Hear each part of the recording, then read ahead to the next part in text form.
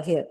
So it's on page 107, MLR 3. This is the third lesson. So what I did was I organized the lessons under three domains, three categories, domains. First category is systemic. Laws of nature that govern us. This is, you can't do anything about it. They're going to govern our lives. To be aware of them, how they individually impact us individually, how they impact the systems that we create, and we don't really, if we don't align with it, we're going to fail. Our systems will fail. So I put, I believe, 15 lessons under natural and constructed systems, 11 lessons under planet. Then I put some stuff in the planet, our relationship to resources, to all of that. And then 34 lessons under the human domain, which is your brain and the mind and the feelings and the conduct and the relationships and the noble eightfold path and healing your wounds and all kinds of stuff. So under the systems, there is one lesson number 3. You've heard of interdependence, right? And when I was going to write about interdependence, I thought, this is such a cliche. People kind of get it. People talk about it as interconnectedness. They confuse it a little bit. They get it, but they don't really do anything with it. So I thought I'd go to the roots of it, which is dependence, before we know interdependence. So anyway, I'm going to read it. So it's being mindful of the law of dependency and interdependence. Often, modern or materialistic societies fail to teach us how interdependent everything and everyone are. Not recognizing the gravity of interdependence that governs everything in our lives is one of the key reasons for poor mental health, emotional issues, and a sense of failure. Scientists have examined nature and gained incredible insights into how the universe works. They've produced fascinating and insightful studies about how everything is linked in the universe. Our planet is but a speck of dust compared to the whole. But those reports and inferences don't help to improve our day-to-day circumstances, such as our livelihood, how we relate to in-laws or raise children or any other human affair. We end up seeing and considering limited versions of interdependence, and our problems in life persist. What? Problems in life persist. I mean, scientifically, we know about the universe, about everything is changed, everything is linked, everything works well, but it doesn't translate into our daily life. Yeah.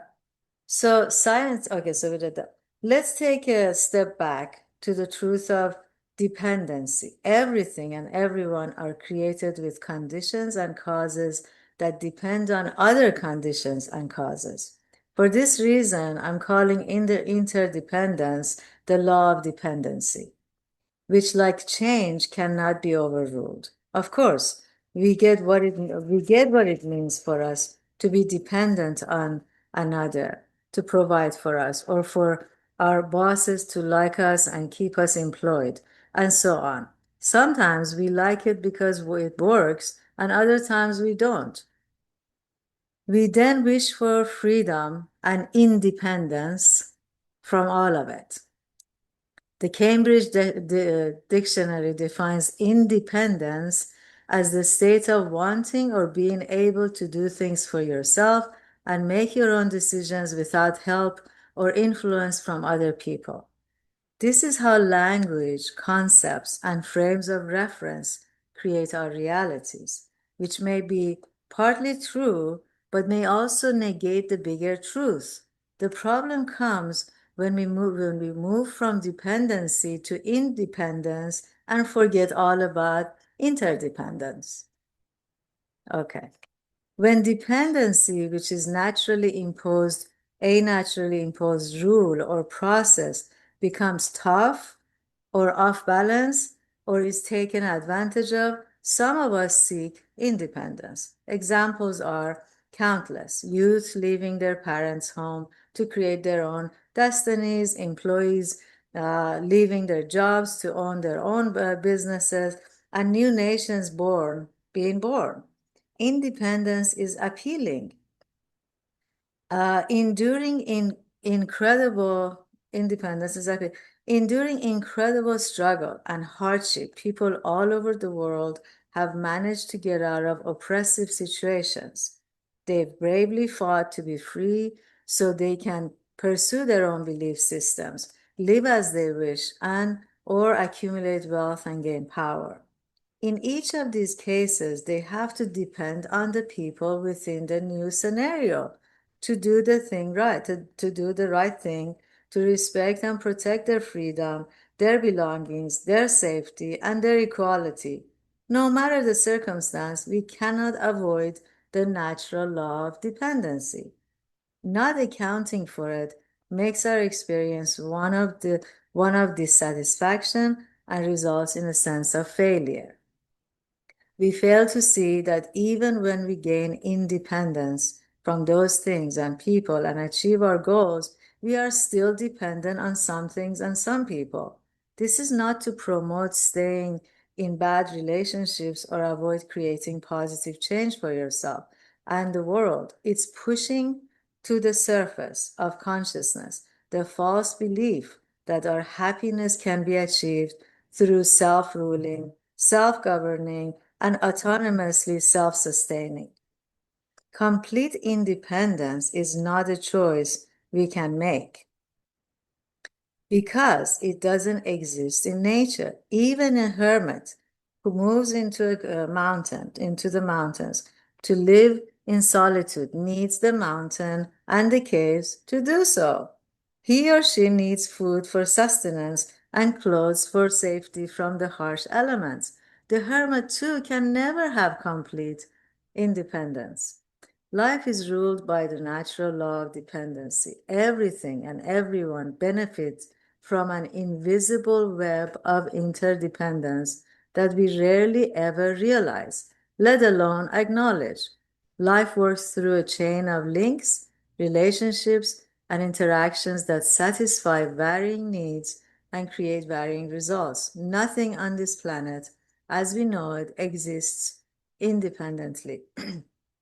Different life forms, materials, and systems rely on and need one another and affect one another in many ways. It's really the law of dependency we need to honor and work with, that we are dependent no matter what. Then we can comprehend the inner workings of the chain of interdependence and be able to equally appreciate all who have a part in it and recognize the necessity of properly caring for everything and everyone. Another important law is cause and effect, which is next one. So I thought, we got to go back to acknowledge I'm dependent. There is no independence. Really, in reality, it doesn't exist. We just want a better situation or a condition. When we say, oh, my mom is so independent, she won't do this or do, she wants to do, she's not independent. She thinks she's independent. She may be strong and, willful, but there is no independence. So when we use language, to express our situation or our wants or our needs, we have to know it's only language. It's not absolute reality. It's not real.